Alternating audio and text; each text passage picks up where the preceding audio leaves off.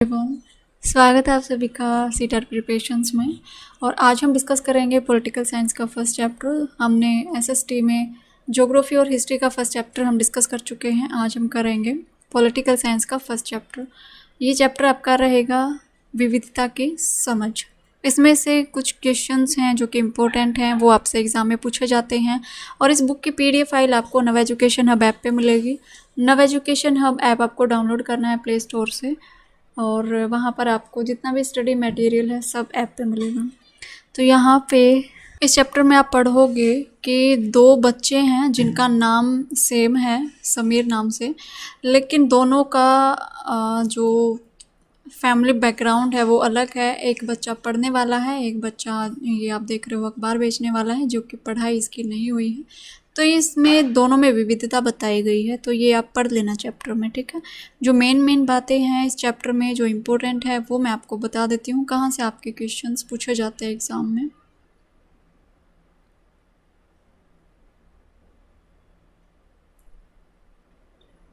ये है हमारा इम्पोर्टेंट यहाँ से। ये जो आप पैराग्राफ देख रहे हो, लद्दाख के बारे में यहाँ पर बताया गया है।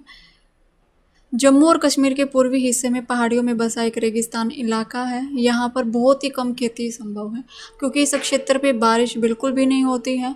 ये इलाका हर वर्ष काफ़ी लंबे समय तक बर्फ़ से ढका हुआ रहता है। इस क्षेत्र में बहुत ही कम पेड़ उगाए जाते हैं या फिर उग जाते हैं। पीने के पानी के लिए गर्मी के महीनों में पिघलने वाली बर्फ़ पर निर्भर रहना पड़ता है।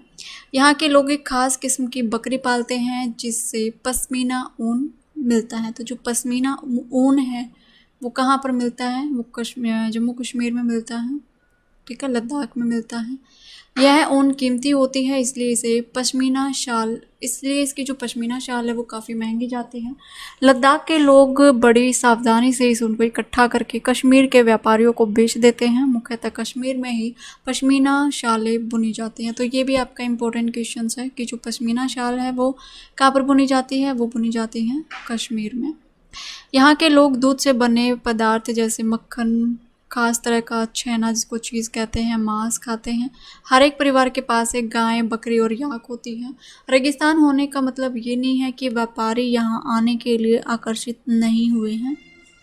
लद्दाख तो व्यापार के लिए एक अच्छा रास्ता माना गया है क्योंकि यहाँ कई घाटियाँ हैं जिनसे गुजरकर मध्य एशिया के काफ़िले उस इलाकों में पहुँचते हैं जिसे आज तिब्बत के नाम से जाना जाता है। ये काफ़िले अपने साथ मसाले, कच्चा रेशम, दरियाँ और भी बहुत कुछ साथ में लेकर चलते हैं। लद्दाख के रास्ते से ही बौद्ध धर्म तिब्बत आया था। ये लाइन आपके इम्पोर्टेंट है, ये आपकी हिस्ट्री में भी पूछी जाती है और ये आपकी पॉलिटिकल साइंस में भी पूछी जाती है कि बौद्ध धर्म तिब्बत किस रास्ते से आया था। तो ये आया था आपका लद्दाख के रास्ते से। लद्दाख को छोटा तिब्बत भी कहा जाता है। ये आपका सेकंड इम्पोर्टेंट क्वेश्चन है। अभी लास्ट सीटेट में पूछा हुआ था ये क्वेश्चन कि लद्दाख किसको छोटा तिब्बत कहा जाता है? तो लद्दाख को छोटा तिब्बत कहा जाता है। करीब 400 साल पहले यहाँ पर लोगों का जो धर्म है वो इस्लाम धर्म हुआ था और अब यहाँ पर अच्छी खासी संख्या में मुसलमान रहते हैं। लद्दाख में गानों और कविताओं का बहुत ही समृद्ध मौखिक संग्रह है। ये इम्पोर्टेंट है यहाँ से ये वाली लाइन। तिब्बत का ग्रंथ से केसर सागा लद्दाख में ही प्रचलित है। उसके स्थानीय रूप को मुसलमान और बौद्ध दोनों ही लोग गाते हैं और उस पर एक नाटक भी खेलते हैं। अभी तो हमने पढ़ा है कि लद्दाख के बारे में, अभी हम पढ़ेंगे केरल के बारे में। भारत के दक्षिणी पश्चिमी कोनों में बसा हुआ ये राज्य है केरल। यह एक तरफ से समुद्र से घिरा हुआ है और दूसरी तरफ से पहाड़ियों से। इन पहाड़ियों पर विविध प्रकार के मसाले जैसे काली मिर्च, लौंग, इलायची आदि उगाए जाते हैं। इन मसालों के कारण ही यह क्षेत्र व्यापारियों के लिए बहुत ही आकर्षित बना है। तो किसके लिए बना है? ये जो मसाले हैं, काली मिर्च, लौंग और इलायची के लिए। सबसे पहले अरबी और यहूदी व्यापारी केरल आए। ये भी आपके इम्पोर्टेंट लाइन है। सबसे पहले केरल में कौन आए थे? अरबी और यहूदी व्यापारी केरल आए थे। ऐसा माना जाता है कि ईसा मसीह के धर्मदूत संत थॉमस लगभग 2000 साल पहले यहाँ पर आए थे।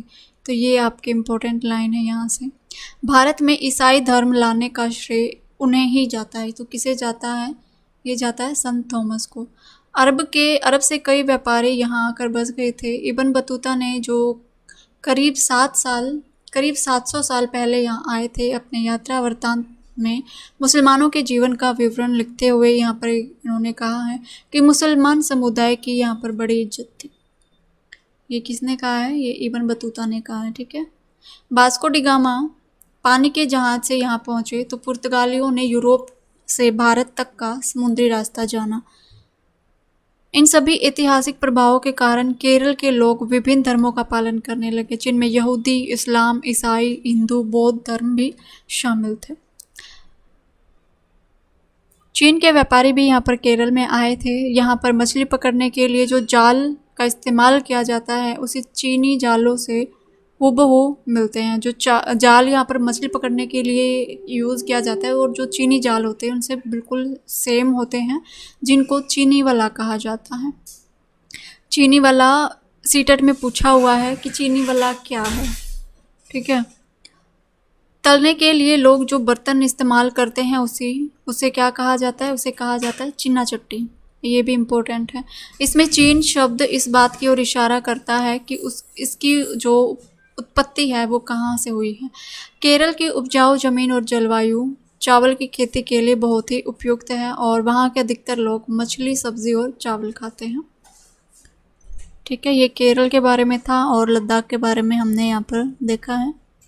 तो यहाँ पर बताया गया है कि केरल और लद्दाख की जो भौगोलिक स्थिति है वो दोनों बिल्कुल अलग हैं, एक दूसरे से बिल्कुल अलग हैं, और जो व्यापार करा जाता है वो भी अलग अलग है, अलग अलग किस्म से हैं।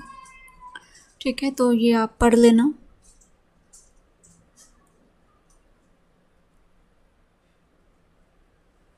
चलिए उसके बाद देखेंगे नेक्स्ट पेज। ये अमृतसर के बारे में बताया गया है। जो ऊपर गीत लिखा हुआ था, ये गीत अमृतसर में हुए जलियांवाला बाग हत्याकांड के बाद गाया जाता था।